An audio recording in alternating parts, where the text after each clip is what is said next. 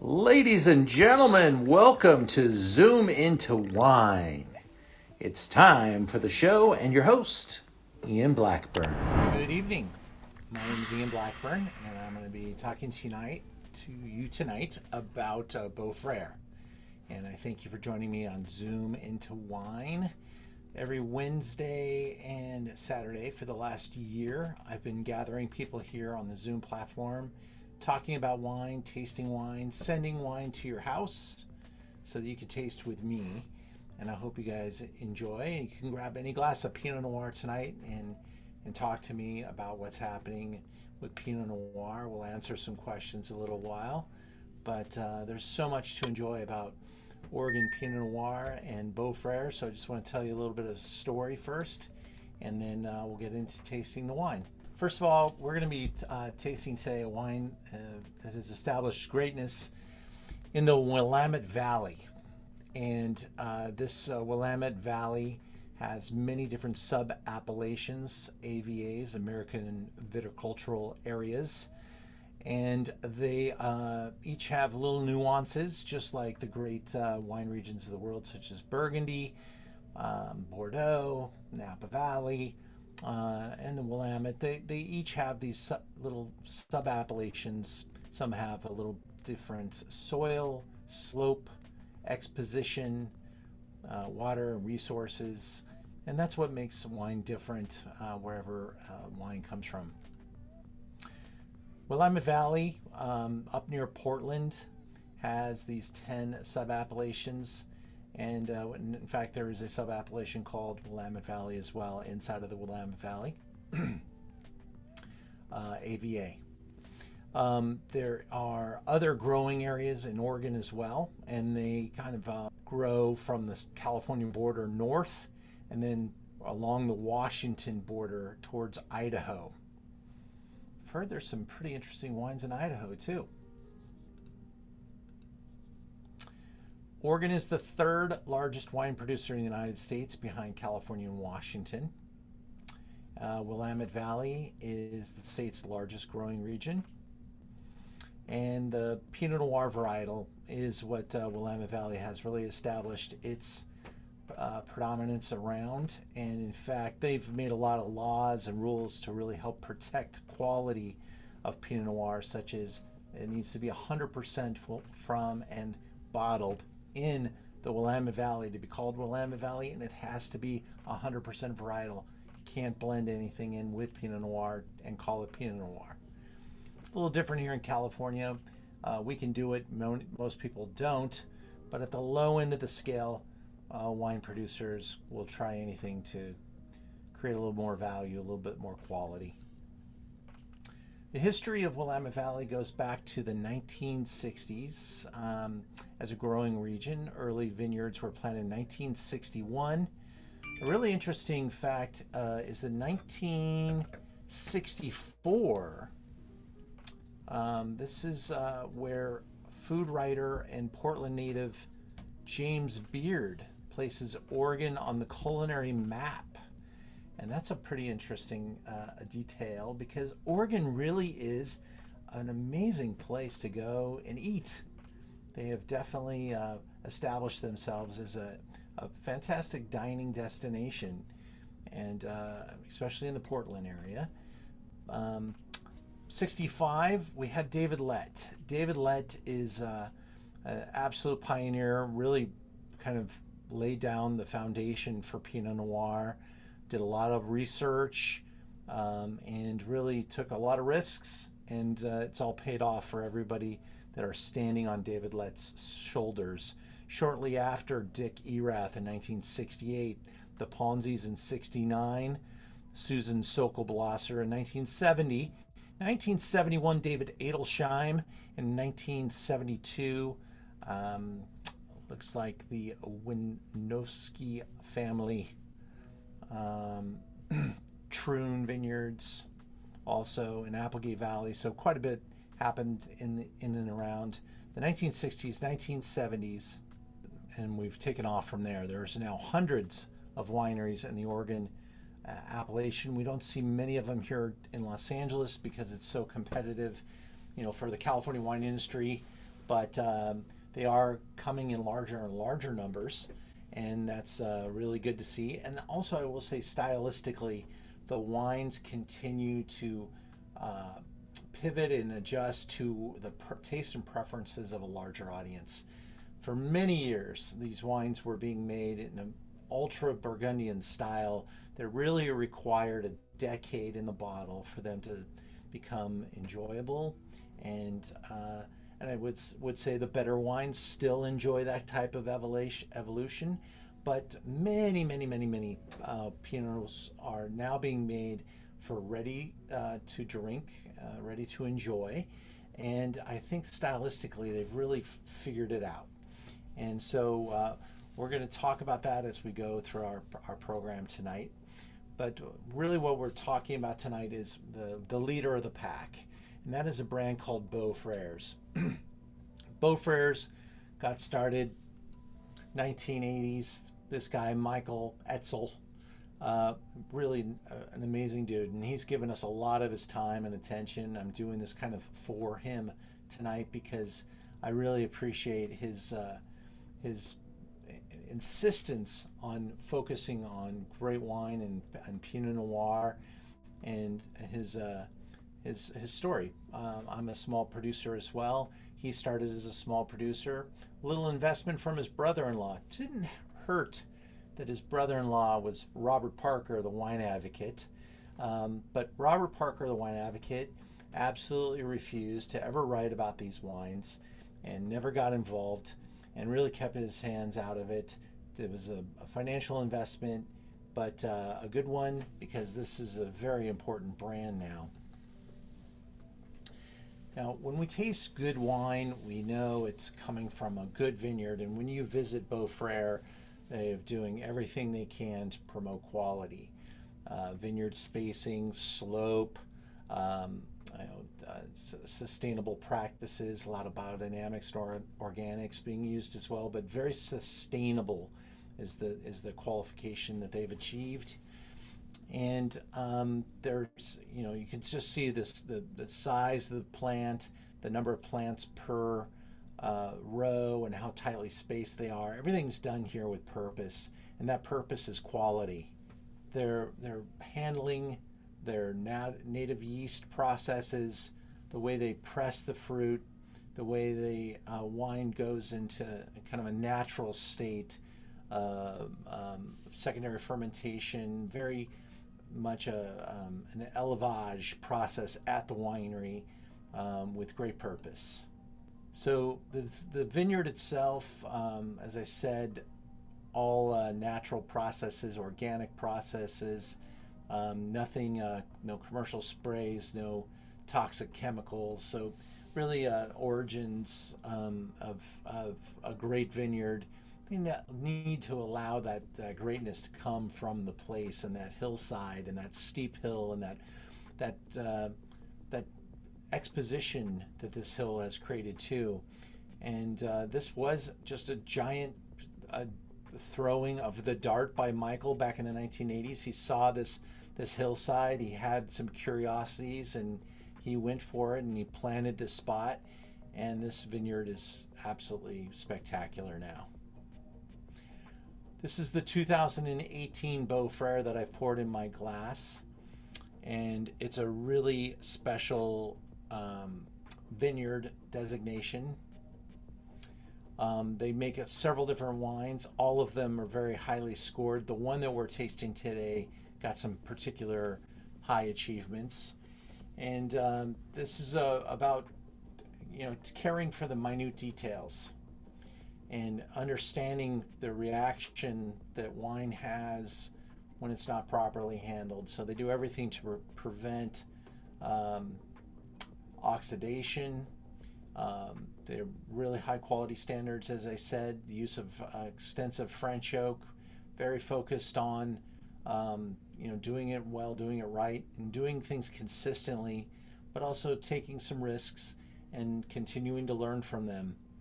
And they've definitely developed a process for making this wine that is intentional and also consistent in achieving some of the highest scores in all of Oregon wine. These wines do benefit from some time. So the answer to the question is, how long should I wait to open these wines? Great wines come at a great cost. And the irony of that is that you have to wait a great long time to drink them. You don't open a $100 bottle of wine that's fresh on the shelf immediately. You need to give it a little bit of time.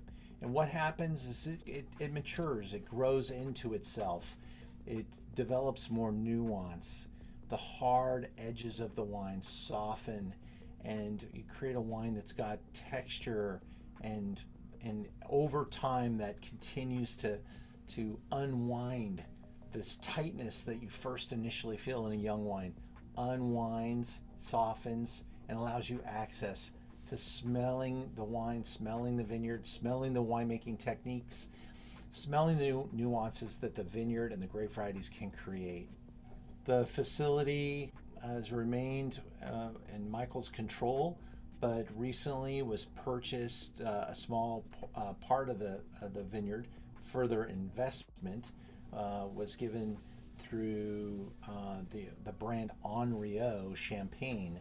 And this is a long-term diversification program that many top brands look to do. Henriot Champagne also owns a phenomenal Chablis producer called William Febvre and Bouchard Perifee in Burgundy. And what a perfect complement, Beaux Frères in Oregon.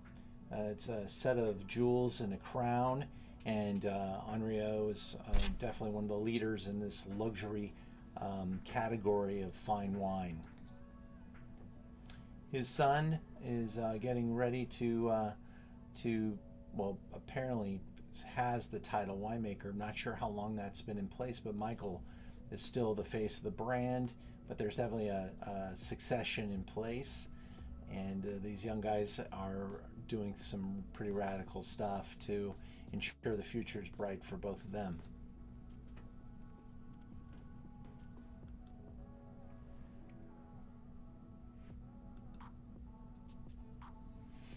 So as I said, Henriot took a pretty good stake in the brand, and this joins a pretty elite portfolio. Now I'm going to share with you some notes. Let me open that up. Our event tonight is around this wine, and this was voted the number 9 wine in the Spectator Top 100 in 2020. 96 points, James Suckling. There's a real sense of depth and detail here, with fresh cherries and berries swathed in vanilla dusted violets, fresh cut roasted herbs and biscuit spices. The palate has a very plush and smoothly rendered feel, with a long, smooth, seamless run of ripe blueberries and cherries, concentrated and elegant Pinot with a long finish.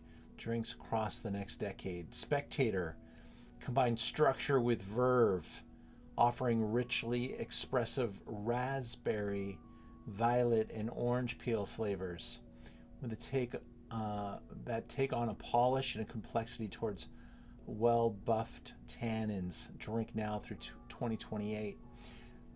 Parker does now review the wine as of recent, and I believe that's since the Henriot investment, but this is a relatively new thing for Parker to be commenting on the wine that he invested in. I'm not sure of his financial investment status at this time, and it may have in fact been, and this is speculation, but it might have been Parker's share that was sold over to Henriot. I'm not quite sure. That's not quite disclosed.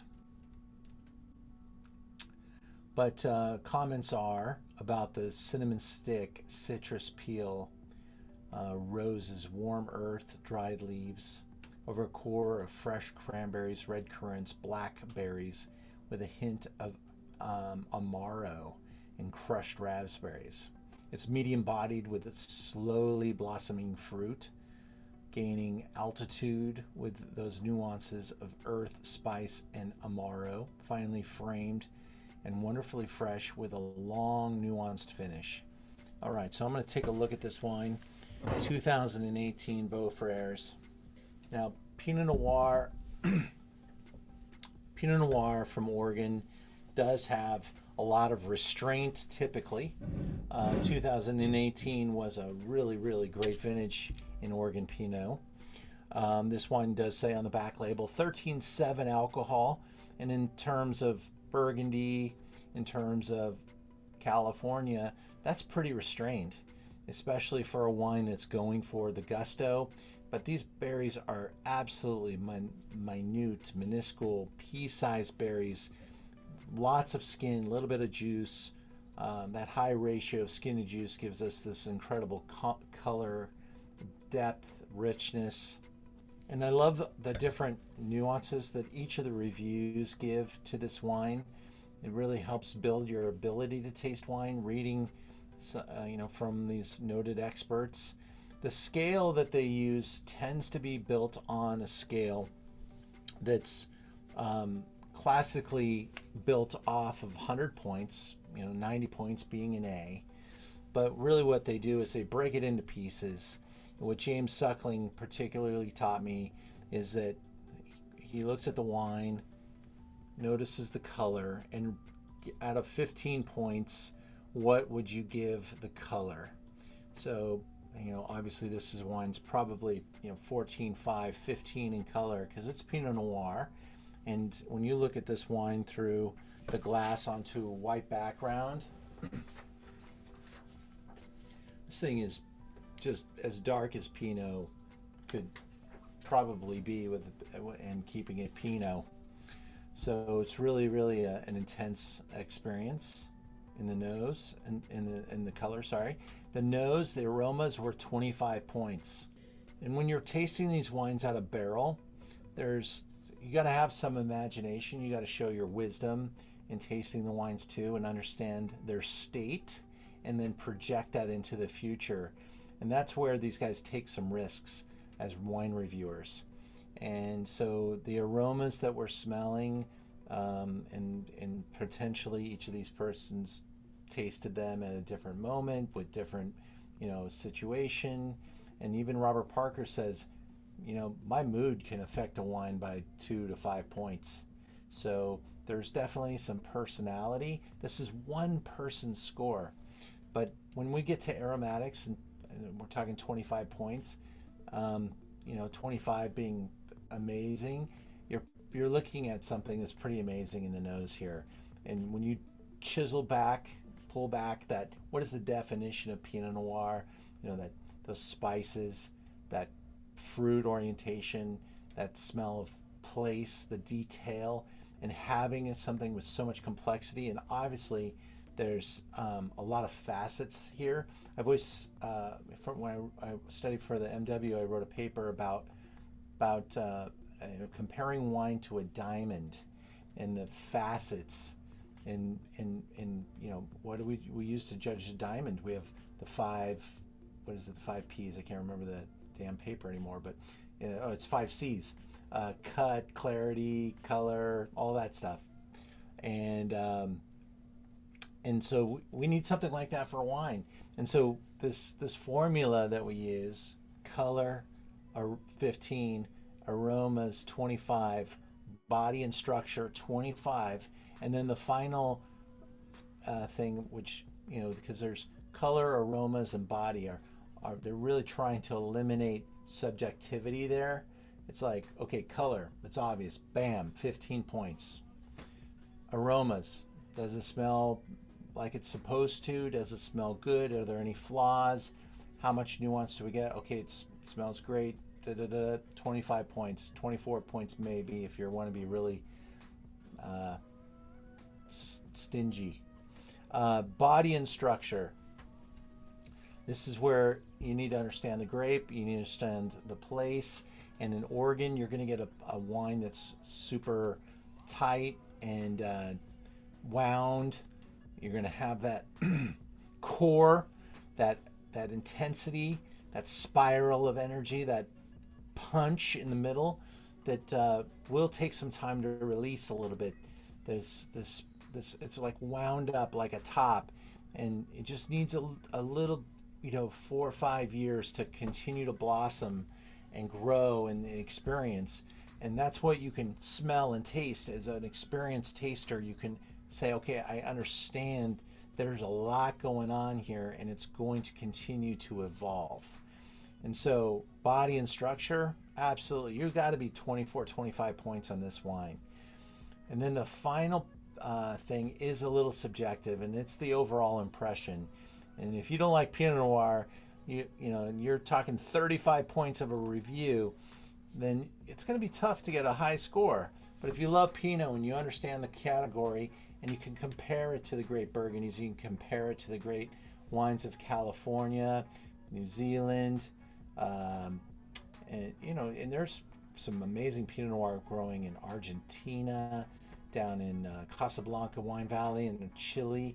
And you just got to have a lot of experience tasting these wines. I've got a couple chat comments, so let me just see what we've got. Deep color comes from just concentration of fruit. That's a question. The deep color is actually from the skins itself, the concentration of skins, the extraction from the skins. And what some winemakers can do is they can actually over extract, trying to get too much color, and then it affects flavor, it affects aromas, it affects the mouthfeel, and the way the wine ages. So color is really, you should only have so much expectation. If your expectation is black, inky wine, then you're not really understanding what Pinot Noir is. And it's got this tenderness and this super sensitive thin skin.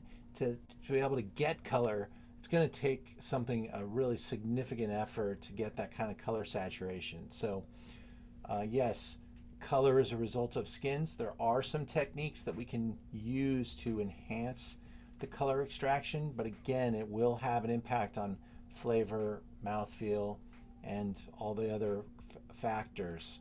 So understanding that. Okay. Now, yes, finesse comes when you understand the grape variety. How much do you understand? How much passion you have to let it show itself? And really, that comes when you start understanding how they're building the wine, how much wood they're putting on the wine, how much time in wood, what type of wood, how much new wood versus 1 year versus 2 year. And if you have a significant wine like this, you can put more new wood on it and not make it oaky. And that's important to realize too. So there is some new wood here, potentially as much as 50%, but it is not directly oaky. It is all in proportion. And if a man's arms are huge with muscles, and then his waist is skinny and his legs are skinny, that's a disproportionate bodybuilder. And so wines need to be kind of thought of that way too.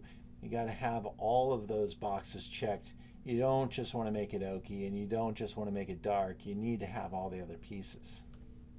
All right, so as we look at this gorgeous wonder that is 2018 Beaux Frères, I really appreciated the comment that I heard about orange peel, because there's definitely this nuance, almost like you're, maybe I'm being a little bit influenced by the review, but there was a mention of Amaro, and when I go to a fancy bar, I'm probably going to have an old fashioned, and they're going to toast a little orange peel and wipe it around the edge with that kind of a cocktail. And I smell that toasted orange peel in the nose of this wine. I get immediately those red fruits that are Pinot Noir.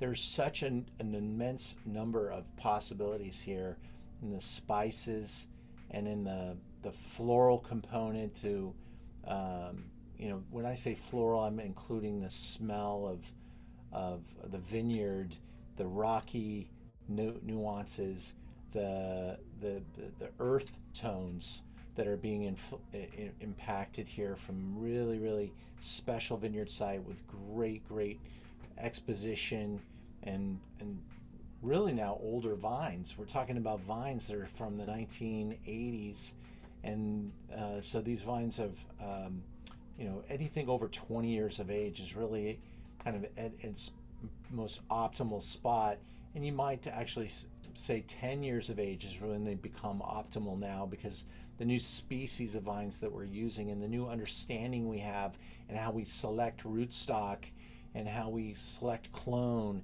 and how we really are understanding the material that we're working with in the vineyard and how it's being reflected in the wine. And so here we get this really amazing mixture of different complexities that we can describe in the Pinot world.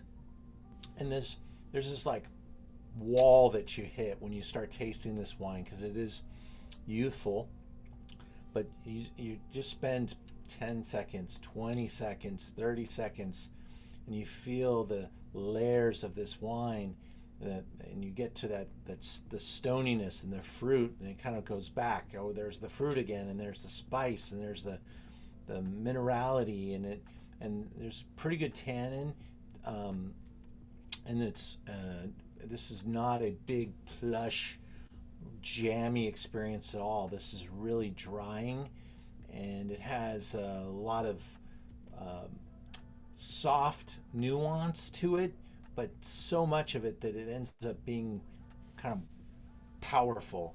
And it's kind of like many instruments in an orchestra softly being played, and you're standing far away from the stage and everything's sounding really beautiful and everything's in balance as far as the volume levels. That's what I'm getting here, is you're getting all of that stuff at a particular proportion. The comparison with Burgundy is like hard not to do, because this is what great wine is aiming to achieve, is a comparison to Burgundy. Some people might go as far as trying to compare it to a particular part of Burgundy. Is it soft and silky like something like Volnay, or is it powerful like Corton or Pommard? Is it deep and rich like Gevrey-Chambertin? I don't know. This has got kind of a little bit of each of those elements to it, but Oregon is definitely trying to be another incredible spot for Pinot. It is another incredible spot for Pinot. Burgundy, Oregon, California, and now other parts of the world too. We're just elevating the game here. We're understanding the grape, we're understanding what makes it great, and we're doing it in the Patagonia in Argentina. They're making some amazing efforts there. Stem inclusion, well, how much whole cluster, the way we grow the grapes, native yeasts, the use of French oak because it's what we expect, the gentle handling, the fact that we're growing small amounts of fruit per acre, so lots of costs and built-in costs and labor. That makes these wines more and more expensive, and the risks that they're taking, that's also part of that equation as well. Yeah, nothing jammy about this style at all. This is very dry, very hard edged, but again, it's that hardness is like a shell, and it'll start to soften over time. That hard shell, probably I'd say year 5 on this wine. This is actually way softer than prior Beaux Frères efforts that I've seen. I think the vintage plays well into their effort here. 18, incredible. And so 18 Oregon Pinot Noirs, there were quite a few. They got some huge scores. This was one of the best, one of the top, if not the top. And I got to taste with the winemaker, Michael, about a year ago on Zoom, he sent a bunch of wine critics and wine buyers a set of his wines, and we tasted across the different Beaux offerings. I was taken by all of them. This was an obvious winner for me. I bought it at that time. I'm lucky to have it on my website. It's completely sold out in the world. We only have a few bottles, but it's something that's there for the right person for the right time. I wouldn't object to opening this wine right now. I would just have expectations that it's still, a work in progress. It's still adding weight, because these young wines have a leanness to them, a hardness to them, and it's just like a piece of fruit that over time softens, becomes bigger and riper and rounder, but not jammy. Not jammy. Nothing overripe here, and no residual sugar, and really good chemistry, really good balance. It's an incredible effort. If you have not been to Oregon, I would encourage you to check the Oregon Pinot Noir scene out. You can make that happen by going to Portland and using that as your base. Stay there, have great meals, then drive out into wine country, and there are now hundreds of different wineries you can visit. And there's many different organizations that you can use in the Oregon Pinot Noir or Wines of Oregon and organizations like that to help you plan your trip. Of course, in this moment, we're all probably needing appointments, but soon that'll start to change and wineries will have more of an open door policy. But at a place like Beaux, it is an appointment only type of location. And so if you want to go to Oregon, or if there's any wine region in the world that you would like to go visit, I make myself available to you at Learn About Wine. That's Ian at learnaboutwine.com. And we help people plan their trips all the time. Sometimes they even get involved in helping make the appointments for you. Or I just provide you with a list of recommendations and have you do the reach out. I'm taking a group of people with me and maybe Sherry, maybe you want to come with me. You want to come with me to Burgundy. We're going to go to Italy in we're going to go to Italy in November. I'm going to pull it up and share it on the screen so you can see. But this is how we learn: by going, by seeing, by meeting the people, by tasting and experiencing. And so we're going to Piedmont, Italy. Here's the plan. You have Thanksgiving with your friends, family on Thursday here in wherever you might be in the world. Setsuko, you can meet me from Japan. Get on a plane, fly in on Saturday or Sunday, and meet me Sunday night in Piedmont. Our travel partner in Piedmont will talk to you and schedule a pickup for you at the airport if you want to get picked up at the airport. Take you to the hotel. There's all the detail is now on our website. These are the wineries that we plan to visit, and we've got some really nice friends there in Piedmont. There are a whole bunch of wineries I have visited in the previous 3 or 4 visits that we've taken groups to Piedmont. I always like to mix it up so we don't always see the same places, and in fact some I've never seen. I'm a huge fan of Marscarello. Who wouldn't be? It's one of the great brands, and we have been invited to go. Rinaldi, one of the great brands, and we've been invited to go. Conterno. We did a Zoom with Daniele Conterno last year, and we talked about coming. We're coming. He's expecting us. Vietti, Cavallotto, Rizzi, and others. We're going to be seeing them for sure. Day one, we arrive in the region, check into this really cute little hotel. It's in La Mora. It's called Corte Gardena. Gardena. If you're going to Piedmont, I would recommend this hotel. We reached out to them. We've got our rooms booked for this group. So if you want one of those rooms to join us, please take advantage of this package. It's every morning at this hotel, you can smell as you wake up all the smells coming from the kitchen. Everything is made fresh every day, baked goods. This is not just one of those, Marriott hotel buffets. This is like mama's cooking in the kitchen, and you can order eggs, come out to the table, fresh squeezed juices, amazing pastries, cheeses, hams, salamis, things like that. It's a full continental, but with warm food coming out of the kitchen. And breakfast is my favorite meal of the day, so I love to get up and sit there for a good hour and a half. And we're in no hurry. We're going to go out Sunday night. We're going to have our welcome dinner.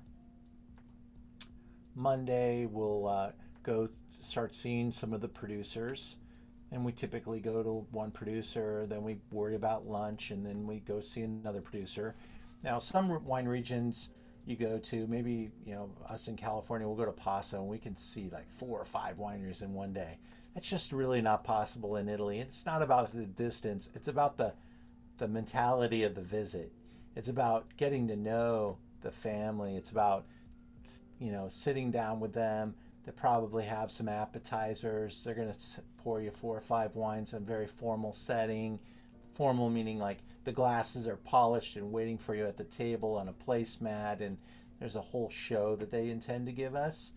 And there's not 20 other people standing right behind you. These are private appointments, very procured, and top families. And we're probably meeting, the namesake, the person whose name's on the label. They're there talking to us. That's how cool it is, how personal it is. And to them, it's very personal.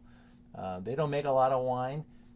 They're not there to sell wine either. That's the other thing. If they're not there to sell the wine that day, they would love it if you'd buy the wine when you get back to America, but we can only take so much wine back with us. So they're just hoping to, educate us and give us reasons to support them when we return to America. So really top restaurants are involved. We go back to the hotel. Now, Sunday night we had a big dinner, and the hotel's walking distance to like 20 great little restaurants. And maybe you're not in the mood to go out for another big meal at each night. So we keep those costs out of the trip. And in fact, what we do is we just say, hey, who wants to go with me to this restaurant? We get a table booked, and it's totally casual. Everyone just pays that night for their meal. I think on a night out here, $20, $30 in food, and you're done.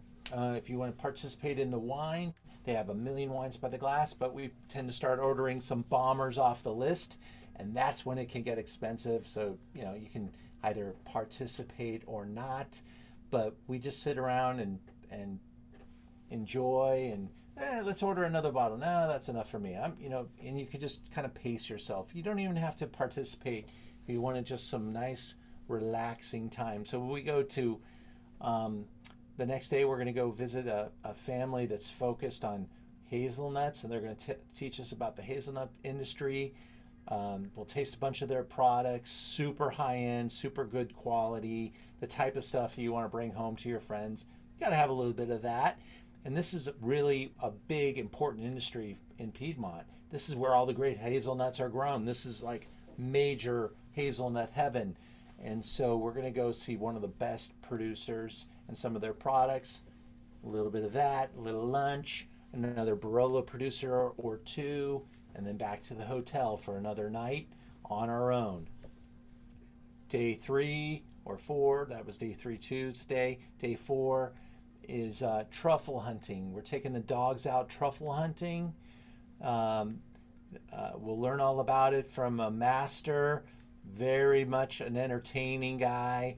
His name's Natali. A lot of people have met him before. He's written a book on truffles, and we're going to learn all about it. And these are white truffles. This is the highest part of the truffle season, November. That's why we picked it, because white truffles come in at this time. And now you get there in October, and they have a truffle festival. And 2 years ago when we were there, the truffles weren't even ready yet. So truffle festivals here, and there's no truffles.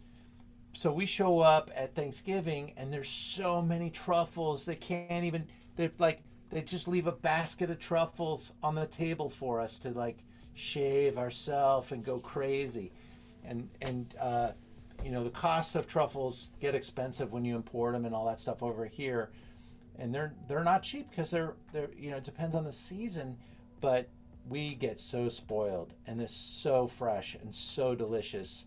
And the bistro that I'm going to be hanging out at right up the street from the hotel, it is so casual. I think it's like $8 for a pasta dish, and you can just spend five more and get the truffles all over it. And you bring your euro and you just pay as you go. Super fun. So we do the truffle hunt. If you wanted to buy some truffles to take home, maybe you could figure out a way to get them back to California or wherever you're going to go. I have nothing to say or do about that. That's up to you. But we will, of course, go and see another wine producer. But this time we're going to go to Barbaresco, which is right next to Barolo, and we're going to see what Barbaresco is about and taste with some of the great producers in Barbaresco, namely Vietti is our target.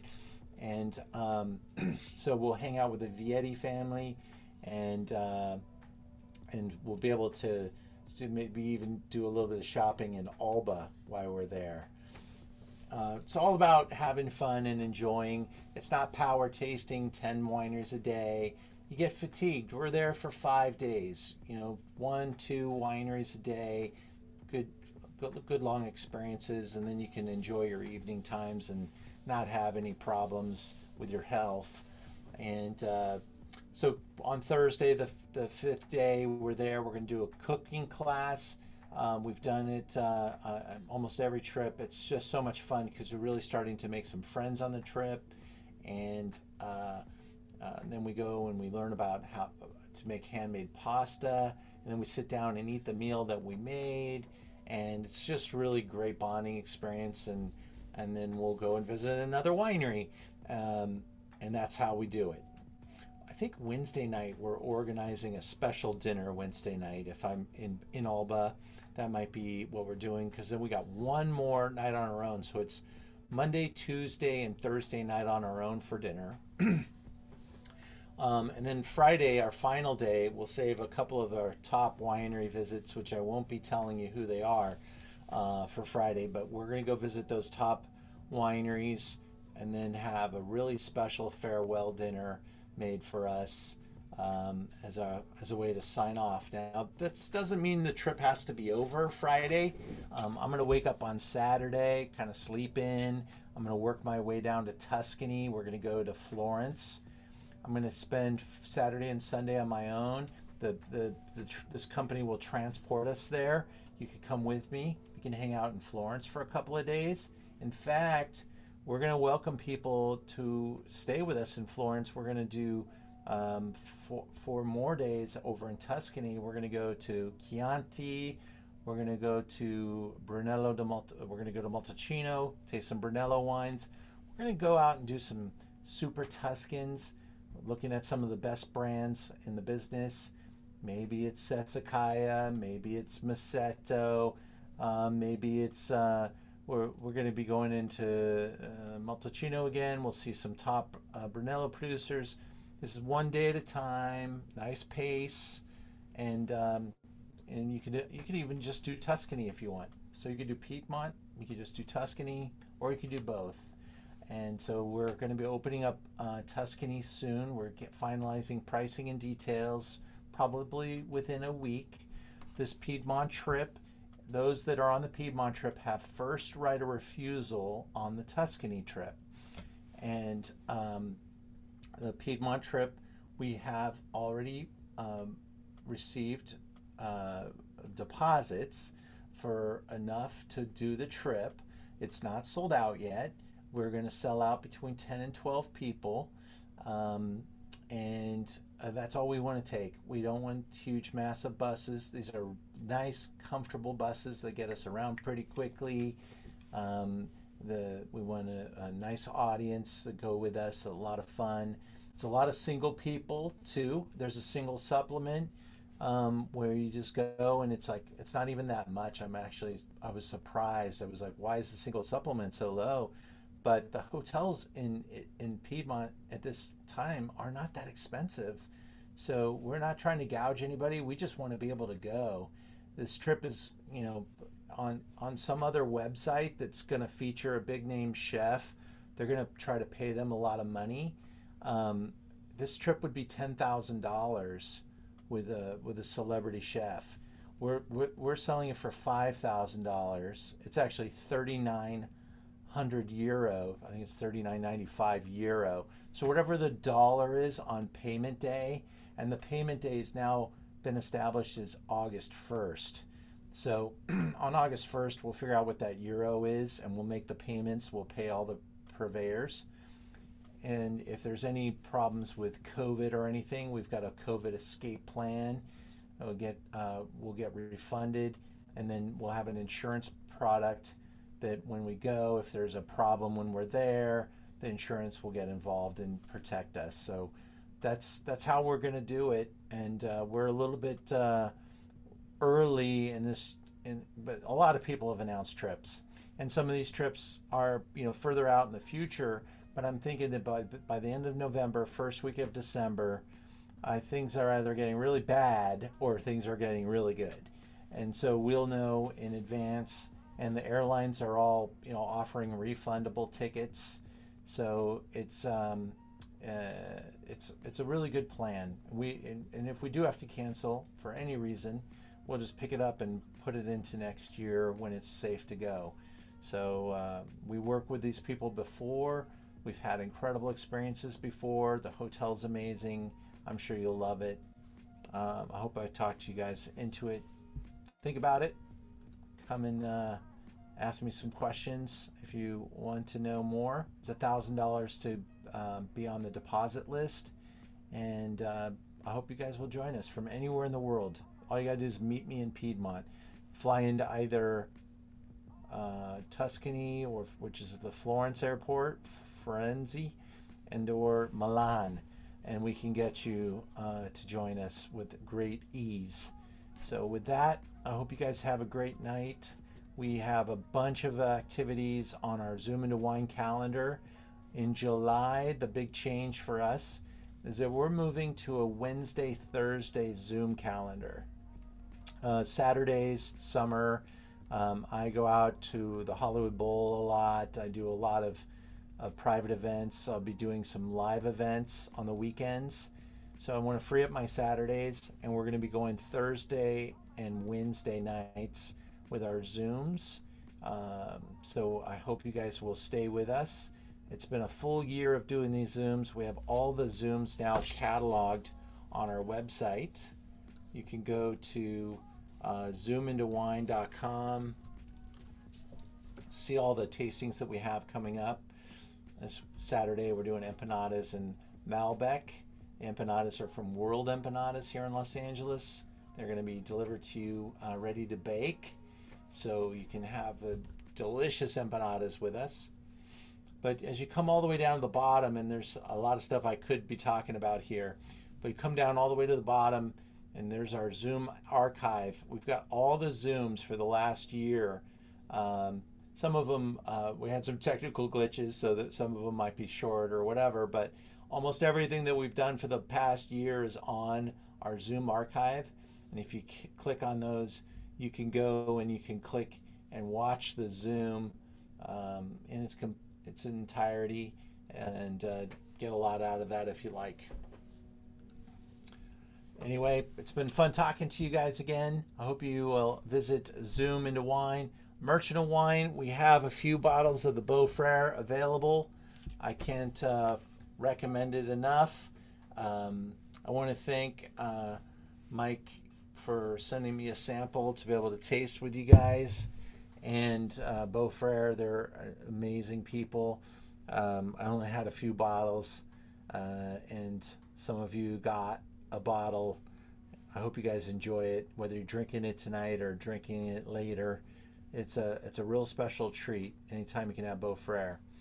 There's another wine on our website from Beaux Frères as well called Cousins, and it's a lot lighter in price. And we've got some 2011 that is a steal on our website, so you might want to check that out. That is in a perfect spot to love, and it's about half as much money as the big Beaux Frères. So we now have over 700 wines at Merchant of Wine, and we also have discount boxes that you could, if you don't like to pick or don't know what to pick, you can just let me help you out. And there's different price points for those, and I'd love to send you a box of fun stuff to investigate. Have a great weekend or week, and I'll see you guys on Saturday for Malbec and Empanadas. And be well. I think I answered all the questions. I just want to check. Setsuko, did I get everything? She says she wants to go to Italy. Setsuko, I'd love for you to go to Italy. Come with us. It would be so much fun. You can help me with my Japanese. Well, if you're coming, I'm going to bring something California sake for you to try. And that's another thing, is one of the nights we're going to have everybody bring a favorite bottle of wine blind. We'll just sit around the table and open those up and taste them. Yes, Satsuko, you can come, please. Sherry, I hope you're doing well. Thanks for joining us tonight. You have a good one. Be well, everybody. Be safe.